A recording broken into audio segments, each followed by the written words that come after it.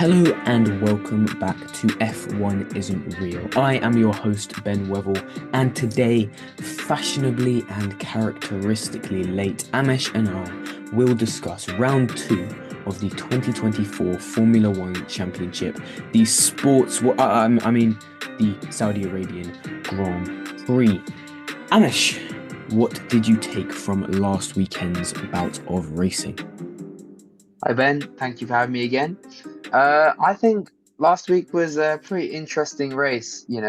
I think the main highlight would have to be the rookie Ollie Bearman stepping up, the youngest ever Ferrari driver, only 18 years old. I think that's what I was focused about this this race weekend, and I think that's what I think carried the weekend as a whole.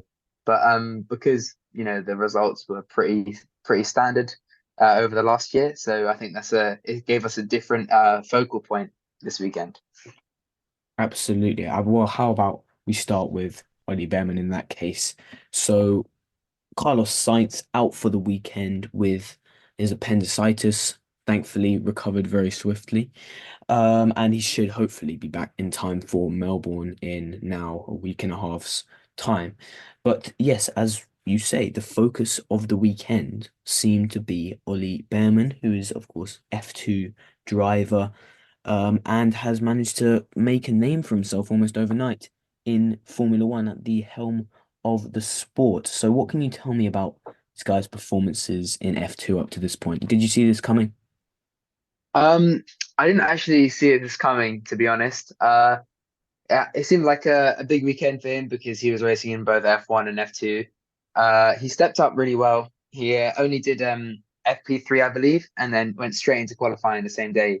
And I didn't expect much of him getting into Q3. I wasn't too hard on him, even though he was a Ferrari driver and they should be at the top in the weekend. I wasn't too harsh on him not getting into Q3, especially because he pulled it in the bag in the race on Sunday. It's his first time in an F1 car in an F1 weekend, and I didn't want to put too much pressure on his expectations. Absolutely. I mean, I think for the young star that he is, he certainly held his own and with a really mature drive there. But do you think that his P7 finish in the end was a sign of that level above the regular Formula One drivers? So something like, the Oscar Piastris coming through have, and of course the Vettels and Hamiltons. Or is it more a sign of the an improvement to the Ferrari strategy team who really pulled off phenomenal play this weekend with their decision to um, pit him early. Everyone else, well, Lando Norris and Lewis Hamilton stayed out for a little while, and then he ended up benefiting significantly from that. Does that show an excellence around Ollie Bearman, or does that show more of a progression from Ferrari? I think it goes both ways, actually. I think there is some sort of progression within the Ferrari pit crew. I think they are sort of improving their strategies, but I don't think that undermines the ability of Ollie Bearman. I think it has to go both ways. You have to have a fast car and a fast driver for a strategy to work so well. You can't have one or the other. They have to work and they have to be interdependent with each other. So I think I give both the Ferrari pit crew and Ollie Bearman a lot of credit for finishing P7, especially for his first race weekend in Formula One. But we've seen this before, haven't we? We've seen drivers come onto the scene. So, for example, Nick De Vries at Monza last year, giving us somewhat of a false hope, finishing P9 in that Williams, but then as soon as you put him in the AlphaTauri, he really floundered under the pressure. Do you think that Ollie Behrman is going to crack in the same way if he gets a seat, maybe at a Haas or at Alfa Romeo with these older drivers, possibly moving on to new things, maybe next year, maybe 2026? Do you think he's going to crack under the pressure? I don't think so. I think Ollie Bearman is a young talent, and I think every case is different. Just because this happened once with Nick De Vries doesn't mean it will happen with Ollie Bearman. I think Nick De Vries was very much used to the environment of Formula Two and Formula E, and I think for him personally, F1 might have been too much for him. And I think there would be more pressure on Ollie Bearman having come from F2 to Ferrari straight away. I think the fact that he's pulled a P7 out of the bag on his first race weekend is brilliant. I'm not saying that Nick de Vries P9 wasn't good. I'm saying I think you have to give Ollie Bearman a bit more credit here, and I think he seems like with time especially he will suit F1 very well.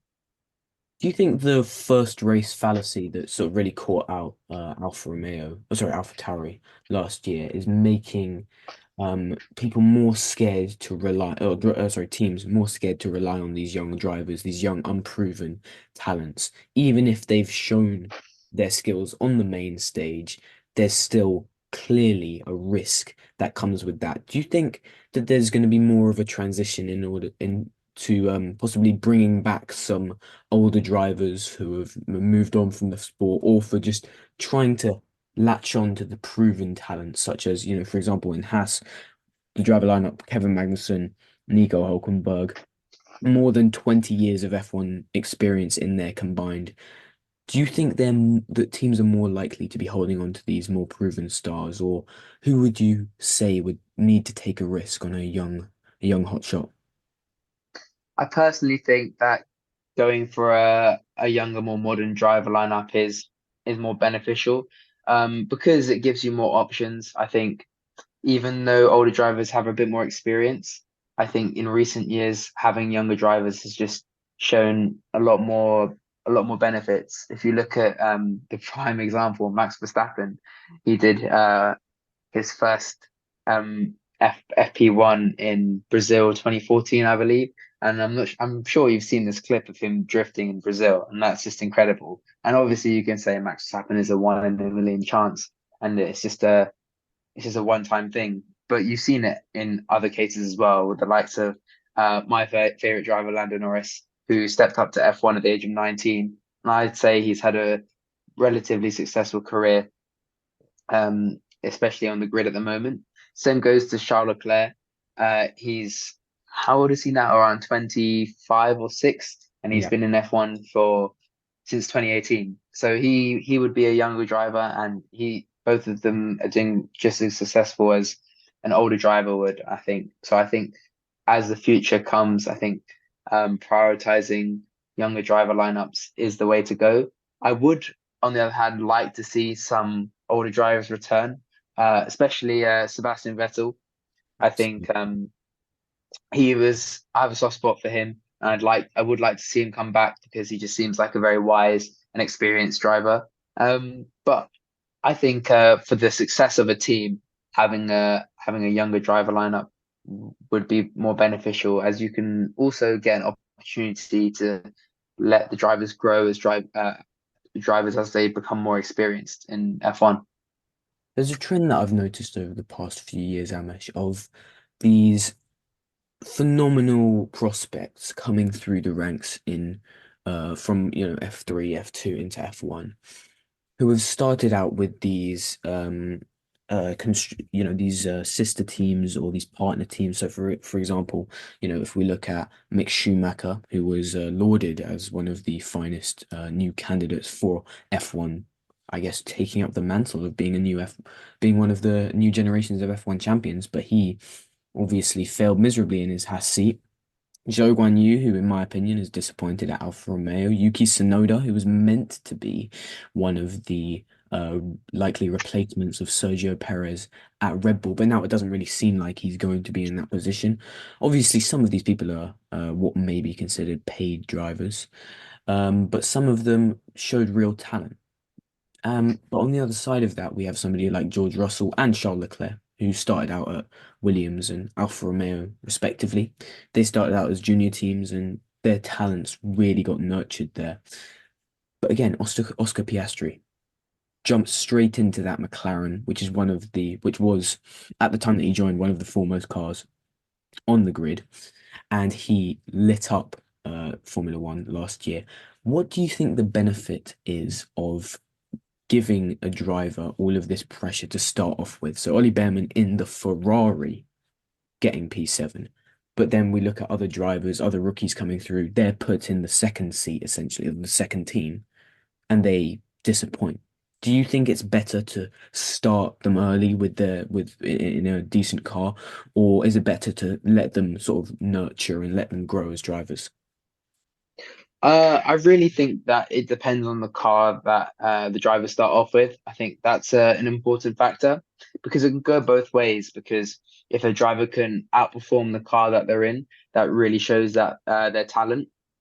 I think the best example would probably be Charles Leclerc in the Alfa Romeo Sauber of 2018. I think he scored quite a few points in that season, and Teammates he was it Nico outperformed. Hulkenberg at the time?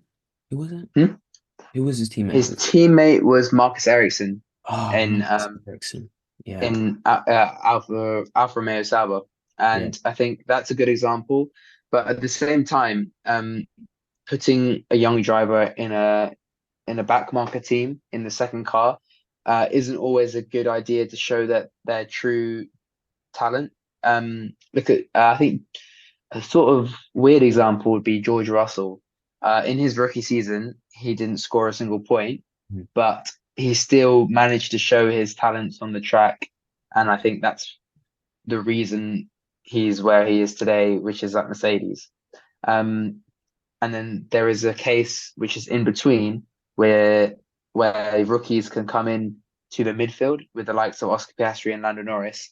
They came through starting at McLaren and they've always been there from the beginning of their career in F1. And I think that gives a solid foundation to their rookie career because their car is somewhat more stable than a back market team. And I think that's important and it gives those drivers more of an opportunity to show their talents compared to drivers who start off in a worse car. Mm. Speaking of the junior teams, you mentioned, I mean, I was mentioning, and we were all mentioning a couple of the Red Bull young drivers who, may have disappointed relative to the rest of the grid, but in terms of their car, probably outperformed it. Do you think Red Bull's talent spotting is slowly sort of deteriorating? Because we've seen over the past few years, their new signees have been Sonoda and De Vries. And to be honest, they have not performed to the standard that you would desire of a Red Bull rookie, because these are meant to be people, these are meant to be drivers who have gone through one of the most grueling and most cutthroat young driver academies in the sport, and yet we're seeing them compared to their expectation as a young Red Bull driver somewhat underperform.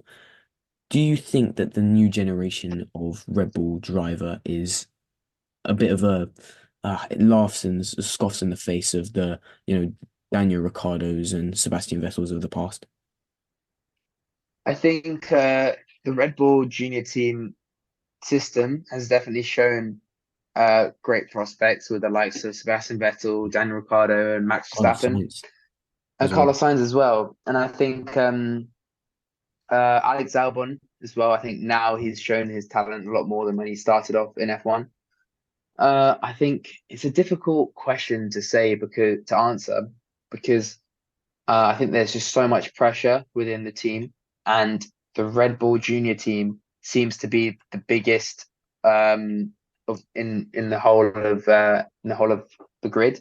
If you look at Ferrari, which is next to it, there's not that much spotlight on them compared to Red Bull. That's what I think, and I think that just puts extra pressure on the drivers coming in.